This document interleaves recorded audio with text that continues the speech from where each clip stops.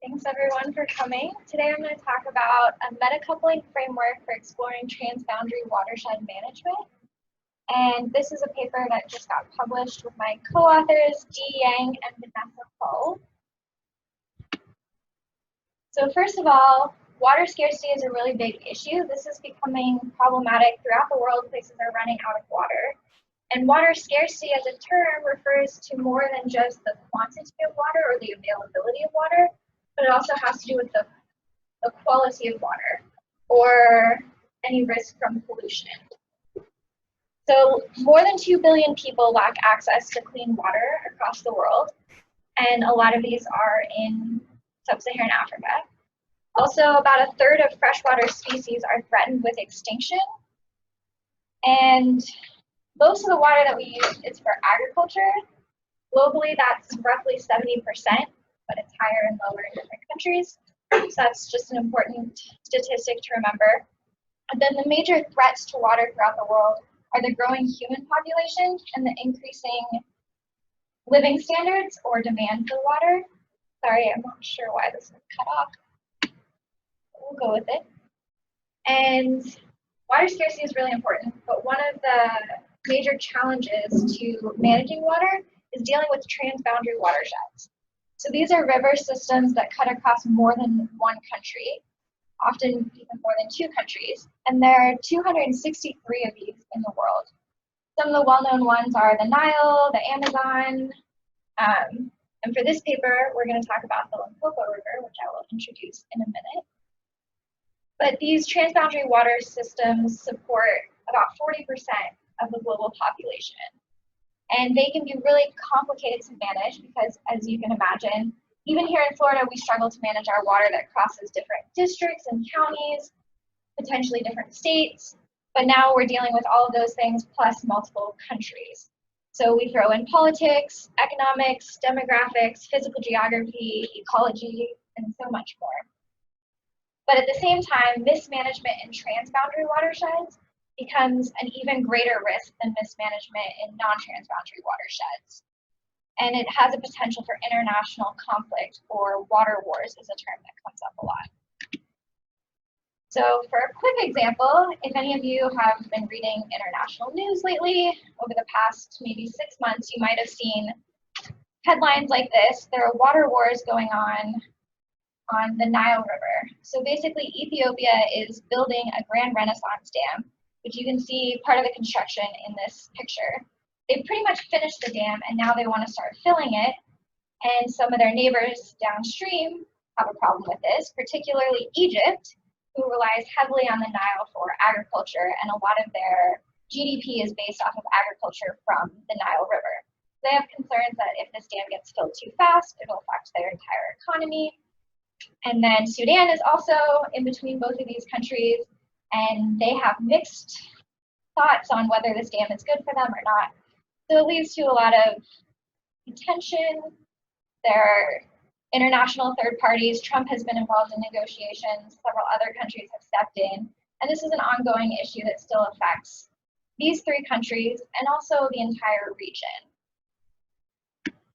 So with that in mind, I'd like to say that it's really important that we manage transboundary watersheds well. But this becomes problematic because watershed management, typically, it does allow for different users and different competing uses of water, which is important, but it rarely explicitly integrates different spatial scales. So that becomes problematic when you're dealing with a large-scale international issue that also affects national issues in multiple countries, and then regional issues in different districts, and all the way down to the local level where individual people are using water for their own household and personal uses. And traditional watershed management rarely accounts for both social and environmental or ecological characteristics. There are some newer methods that are starting to do that, which are really useful.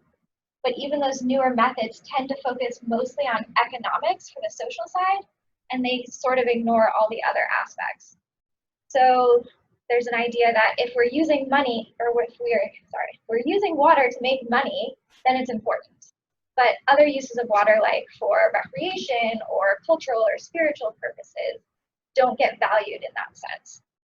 So metacoupling is a newer framework that basically combines two coupled and human natural systems.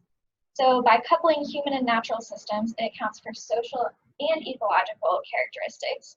And the metacoupling framework specifically focuses on integrating multiple spatial scales, which is really important for transboundary watershed management. So this whole paper is kind of a proposal of how we can apply the metacoupling framework to transboundary watersheds to improve management. And the case study that I chose is the Limpopo River watershed, which is in southern Africa. And it starts in South Africa, and it forms the, I have a cursor here. It forms the boundary between South Africa and Botswana, and it goes on to form the boundary between Zimbabwe and South Africa before flowing into Mozambique, and eventually it discharges into the Indian Ocean. So this situation, we have 4 different countries that all share the same watershed. And the boundary here shows the entire watershed. So in addition to the river, we have tributaries and all the groundwater that collects into the river. And in this picture, all the dots show different dams that have been constructed already. So you can see there's a lot in South Africa, only 3 in Mozambique, a couple in Botswana, and a decent amount in Zimbabwe. So the reason I picked the Limpopo River as my case study is because I spent time working for Limpopo National Park, which again is this whole green area right here. So I worked there in 2018, and my job was to evaluate these small-scale irrigation projects that the park had started. They started the projects in 2012. They worked with 18 different communities. The communities have formed communal associations, and they were given a donated pump that runs on gasoline and these pipes so that they could pump water from the river and pipe it to nearby fields. Pretty low infrastructure, didn't cost a lot of money, and their goal with the project was to improve income because people could farm more, they could sell their products, they could improve food security by having enough to eat at home, and then I think their ultimate goal was that these communities would then have a better relationship with the park. So the evaluation on that was mixed, but I'll talk about that a little bit later. But it was really encouraging to see that a very small scale project that started in 2012 with a relatively small amount of money still had 16 of the original 18 associations operating, and most of them were operating very well. So here's a study area. You can see that these associations are spread out over a pretty large distance, and they're mostly on the Limpopo River, and this is a tributary, the Shingwedzi River. So there's still a couple extension agents from the park that go out and visit these quarterly. You can imagine this is a really rural area. These villages are hard to get to, and our extension agents are stuck with like basically a scooter that sometimes works and sometimes doesn't. On bad days, they have a bicycle, and they still manage to get out. So there's very little involvement still from the park. And they range anywhere from 7 to 43 members, and the area, all relatively small, anywhere between 3 and 12 was the largest hectares of land. So thinking about these projects and kind of inspired with this idea that these people seem to be making a better life for themselves because of the project. They all reported better food security, increased happiness. They really liked the project. It was important to them. They didn't make a ton of money because they're too remote to really access any markets. So it didn't really affect their income, but they were all very happy with the project and they wanted to continue working on it. And at this point, they were sustaining it. They were making repairs from the money that the little money they did make from agriculture. They weren't relying on any other organizations, really. So it seemed fairly successful. But at the same time, being there on the ground in these communities, they had really little access to information from outside. And personally, reading the news and having traveled to a lot of these other countries, I knew that there were plans for new dams to be built both in Mozambique and in a lot of these other countries. There's growing agricultural industry, there's growing mining, more populations, more demand, and even within this region, I had recently found out that the government was planning to take advantage of the small success with this program and increase it to add about 1,000 other communities in a relatively small area. So within this area where we have 18 technically, they wanted to add about 1,000 others on the same river. And my mind just started going, is there enough water? I don't know, I'm not a hydrologist, but it seems like we should be considering this. And what about what everyone else is doing upstream? And what about people downstream? Why is no one looking at this? So then as I was reading about this metacoupling framework, I just thought it would be a good solution to at least looking at the issue across different spatial scales. So CHANs are coupled human and natural systems. And this idea came from the idea that basically we talk about teleconnection, which is two natural systems that are somehow connected over space, usually a large distance. And then globalization, we have human systems across different continents that are now interconnected in many different ways. But the same applies to these coupled human and natural systems that can be connected across great distances, across continents, across countries, whatever. And within these systems, you have a setup of typically a sending system. So say this is the sending system, and they are sending something to the receiving system, and that's how they're connected. This could be directly, or in the terms of globalization, a lot of times this indirect, it might be information that's traveling, not physically. And then a lot of times we have spillover systems. So if we have this coupled between two systems, that usually affects one or more systems throughout the world.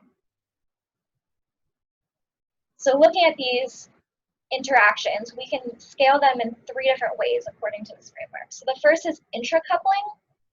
That's the smallest scale, where within this coupled human and natural system, you have interactions that are going on. And within this, you have interactions that are going on at the local scale. And then pericouplings are kind of the next scale, where you have 2 coupled human and natural systems that are relatively close together, that are having interactions of some kind.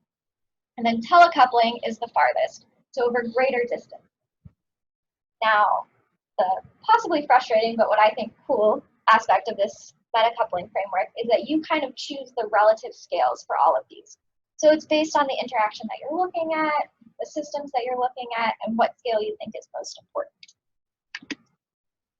So for this system, I chose to look at the lowest system being the irrigation schemes. So within that system, we have 18 different schemes that are interacting somewhat with each other across the smallest scale. And then those schemes are in turn interacting with and affected by what's going on within the whole Mozambique national government, and then specifically within their portion of this watershed. So they have flows of information and specifically water between the rest of Mozambique and these irrigation schemes. And then Mozambique as a country is coupled with South Africa, Zimbabwe, and Botswana. And if you think of water, it kind of has a natural flow. We start in South Africa, we go through Botswana, Zimbabwe, down into Mozambique, through all of these irrigation schemes, and then eventually that leaves and flows back into the rest of Mozambique. So with that as my setup for this framework, I wanted to go down to each level and kind of see what is going on at this level. So for intracouplings within the schemes, the main agents or users of water are the national park, the associations, the individuals, and the wildlife. And they have different causes or reasons for using water. The associations, it's mostly for nutritional needs. So they're planting, they're irrigating their crops, and they're feeding their households. And that ties into poverty, a desire to make some money if possible. Population size affects it, because as the communities grow, there are more people wanting to join these associations. And given the pump can only pump so much water, that basically if they let more people join, then they're limited to less land per member. or less water on the land per member, even if they have unlimited access to land. And then economic markets. There might be demand for more agricultural products in this area that people might want to respond to, although at this time it's challenging because they can't really reach most of the markets. They don't have great roads and they're pretty far away. But the effects of all of these things are potential improved health and nutrition, happiness, but then also possibly water scarcity. And this is something that at the local scale, no one's really looked into the impact that these associations have on the river and the water system. And partly that's because the amount of water that they're drawing per person is below what the government mandates that you would need a permit for. So they're not even registered in any sort of way. And the government kind of assumes that if each individual is using less than this amount, everything's fine. But if we think of adding thousands of other members, I don't know how those equations are going to hold up necessarily. So if we scale up to the interaction of these associations with the Mozambican government, we see that there are still other individuals outside of this area that are using water. Some of them are using it for personal use, but some are using it for large-scale farms. There are corporations, agricultural corporations, other industries that are demanding water for different purposes. And then the government has their own designated uses of water. So a lot of the causes are for mining and industry. Agriculture is probably the biggest use of water in this region, but definitely in all of Mozambique. And then there's a little bit for energy demand. Unlike most of their neighbors, there's not a lot of hydropower in Mozambique, and especially not in this region. But it is near a dam that provides a small amount of hydropower within the region. And then again, their markets, there's increasing demand for agriculture products as the population grows and there's more people to feed. And then the effects of all of those things combined, again, they can be positive and negative simultaneously. So by using more water and improving agriculture and industry, you can see higher GDP, you can see food security, you can also see environmental degradation, water pollution, and water scarcity. And this has been an impact because of all the water. There have been a lot of issues with salinization. Some farms in the area have closed down because the land is too salty and they can no longer farm there. And the result of excess salt water going out to the Indian Ocean is killing a lot of the mangroves, and that's been documented in several different places. So scaling up again to the international level, we see basically the same thing going on in all four countries. They have the same competing uses for water. They have the same government, corporations, and individuals involved. And really the main difference here is that in our effects, we add international disputes. So we now have the possibility for countries to start disputing each other over uses of water specifically. And this is very likely that Mozambique, being the farthest downstream, would have a problem with South Africa adding all of these dams within the region that affects their water availability and quality. So looking at some of water in the region, unfortunately, there aren't statistics broken down for the specific portions that are in the watershed. This is one of the challenges of coupled human and natural systems, that the boundaries of natural systems rarely align with human systems in terms of political boundaries. But overall, we see that Botswana and Mozambique are the most dependent on transnational water resources for survival. Mozambique depends on the Limpopo River, but also other transnational rivers. And Botswana similarly has rivers in the north as well as the Limpopo that they rely pretty heavily on. And of the renewable water used, both Mozambique and Botswana that rely heavily on these resources are overall using very little of their potential water, renewable water. Most of that water is being used in South Africa and Zimbabwe. And for agriculture, they all use fairly high. Botswana less so. It's very arid, a lot of desert. They don't do as much agriculture there. But Mozambique, South Africa, and Zimbabwe rely on most of their water for agriculture. And then one of the biggest differences is the percent of farmland under irrigation. South Africa takes lead, and they are continuing to convert farmland into irrigation. So also looking at population size, we see major growth in all 4 countries, which is not surprising. Sub-Saharan Africa is still expanding greatly in population. And then finally, we wanted to compare this to land cover. So we know that the population is increasing. We expect that with more people, there's greater demand for agriculture and other products. And as expected, we see that this orange color, well, not the dark orange, the kind of yellow-orange, is agriculture land.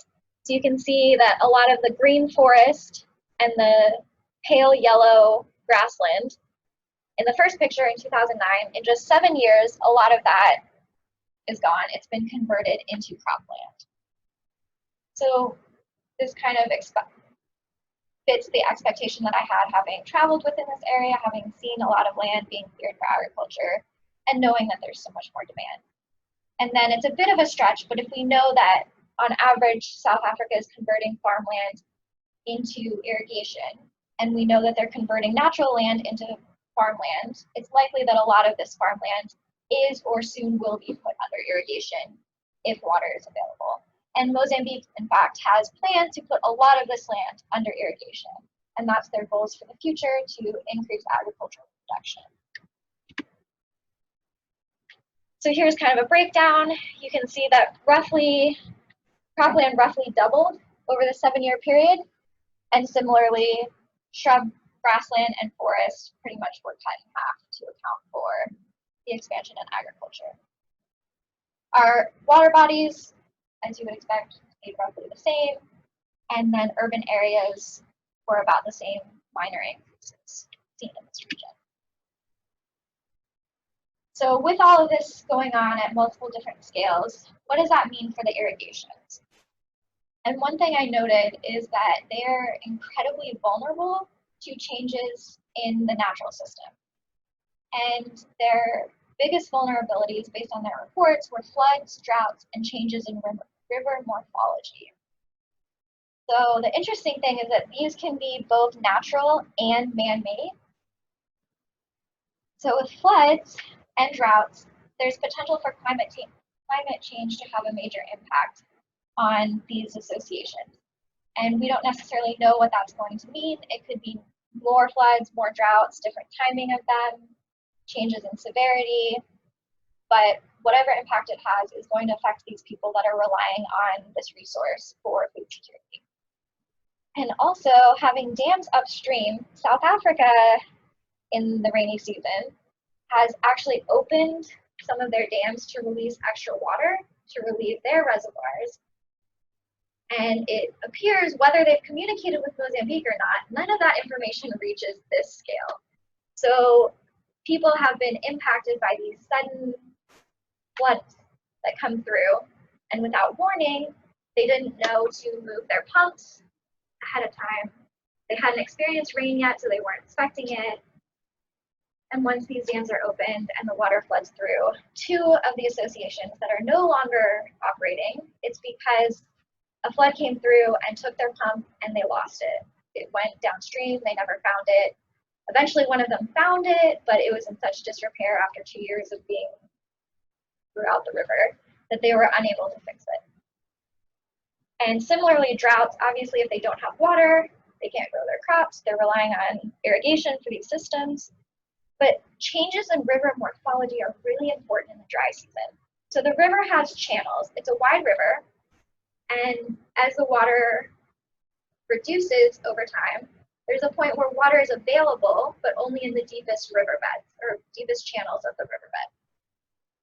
So people have to physically move the pump to where the water is and hope that they have enough pipes to reach their fields. And when this from year to year moves, as naturally happens, some of these fields can no longer irrigate, and they're stuck either waiting until the next year or moving to an area where they can reach and clearing new land and losing time and energy, starting all over, planting more seeds and going through all of that process again. So the changes in river morphology are natural and that affects them, but it affects them more when there's a drought and there's less water in it. And then finally, I'd like to point out the inequality within the system.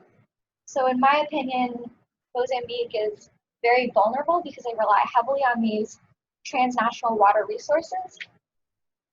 And they're using relatively little of their renewable water resources. So they have a potential to expand, but unfortunately this potential might be lost if other countries upstream start using that water before they do. Or even after they put in a dam, if the water is not available, they're kind of stuck with that situation. And there's a lot of vulnerability for increasing water use upstream. There's increasing demand throughout the entire system. And then there's potential for a lot of pollution. So right now, there's not a lot of monitoring of water quality, which is unfortunate because a lot of these people are going and they're directly getting their drinking water from the Limpopo River and its tributaries. So any pollution that comes downstream through this metacoupled process can greatly affect the health of a lot of individuals within the system. And then, I can't see my last point, but gender roles is something that was really brought to my attention. So I should have looked this up before, but I would say well over 90% of the members of the associations were women. Women are the ones that are farming, they're growing the food for their children. They're also the ones collecting drinking water, they're washing the clothes and the dishes. They're physically interacting with the river on a regular basis, every day, multiple times a day, consistently. So they're the ones who are most vulnerable to any changes in water scarcity, both availability and quality. And of course, the men will in turn be affected as well as the children as the women bring home this water that might be contaminated or that they might have less of. But the women are the ones who are first and foremost going to be hit by any changes. So after using this metacoupling framework, I learned some interesting things that we've talked about so far. But most importantly, I learned that I can't fully apply this because there's not enough data available. So this is something that impacts over 18 million people that live in this watershed that rely on water from this specific resource. And yet we don't have information on flows, we don't have information on water quality, there's limited monitoring, and what is available, they'll have one monitoring station for 1 year and then it'll stop and then they'll have one somewhere else. So it's not very comparable throughout the whole basin. So first and foremost, to be able to really benefit from the metacoupling framework, we need collecting data regularly, especially on river flows and water quality. And ideally, this information should be kept in a database where all managers from different levels, from local to national to international, can access the information to understand what's going on, and that they can use some system to communicate with each other. Fortunately, USAID is actually working on a project in the Limpopo Basin to help facilitate information across all 4 countries related to water management. So that could be a good platform for this information to be shared. But I still think the metacoupling framework is a really useful option for studying these important transnational watersheds. And I think it holds a lot of promise. So I think that I would encourage other researchers to take this and run with it, find the information, start collecting information so that they can fully apply the metacoupling framework to the Limpopo River, but also to other transnational watersheds, transboundary watersheds. And eventually, I think we should start looking beyond just the watershed level and see how this compares to other coupled human and natural systems. I'd say agriculture and pastoral systems would be high on the list, but I'm sure there are a lot of others. And then looking at externalities like climate change, knowing that their major vulnerabilities within these schemes are floods, droughts, and changes in river ecology. Those are all highly impacted by potential changes in climate. And then the last one is looking at spillover effects. So within this system, it eventually goes into the Indian Ocean where it leaves whatever pollution and however much water, salt, and whatever it's carrying into the Indian Ocean, which can affect mangroves along the coast, and it can also affect global biogeochemical cycles. And those potential impacts haven't been examined at all. So those should be looked at. So these are my recommendations for next steps. And my final conclusions are transboundary watersheds are a really important resource that a lot of people in the world rely on. But they're really challenging to study, they're hard to figure out what's going on, but at the same time, they have potential to lead to international conflict and water wars that could affect the entire world. I think the Metacoupling Framework is a really good solution for starting to explore these deeper because it integrates social and ecological data, and it also looks at multiple spatial scales simultaneously. And most importantly, the downside is that it requires a lot of data. And for now, we don't have this data for most of these resources. And to be honest, from trying to look into this, I think there are very few transboundary watersheds in the world that you'd be able to pull enough data to immediately do a comparable full analysis. And that's a little bit disturbing. But I think there's a lot of potential, and the fact that we are so globally interconnected means that we can work together as a society to manage our natural resources so that both humans and the environment can live healthily in the future. Thank you.